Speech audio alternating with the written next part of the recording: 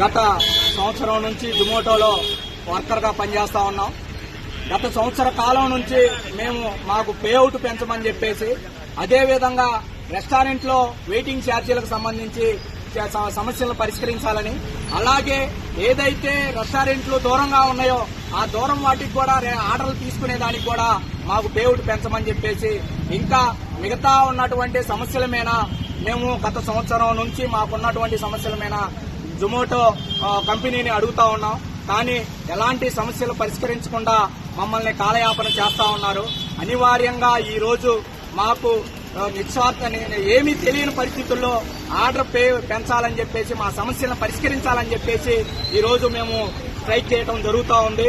అయితే ఈ స్ట్రైక్ కి సంబంధించి విజయవాడ నుంచి వచ్చినటువంటి కంపెనీ ప్రతినిధులు వచ్చి చర్చల్ని మా యొక్క సమస్యలను పరిష్కరించకపోగా మా మీద పోలీసు కేసులు అటువంటి పెట్టేసి భయప్రాంతులు గురి చేస్తా ఉన్నారు.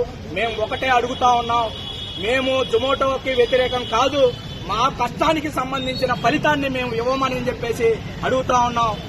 దానికి సంబంధించి కేసులు వీటన్నిటి ప్రయత్నం చేస్తా ఉన్నారు. మేము ఒకటే చెప్తా ఉన్నాం, ఈ కేసులకి ఇలాంటికి వేటికి భయపడేది లేదు. మా సమస్యలను వెంటనే తక్షణమే పరిష్కరించాలి. లేని పక్షంలో రాష్ట్ర వ్యాప్తంగా ఈ స్ట్రైక్ ని ఉధృతం చేస్తామని చెప్పేసి తెలియజేస్తా ఉన్నాం. మా మీద పెట్టినటువంటి కేసుల్ని ఏవైతే ఉన్నాయో వాటి వెంటనే విత్డ్రా చేసుకోవాలి, మా యొక్క సమస్యల్ని పరిష్కరించాలని చెప్పేసి తెలియజేస్తా ఉన్నాం.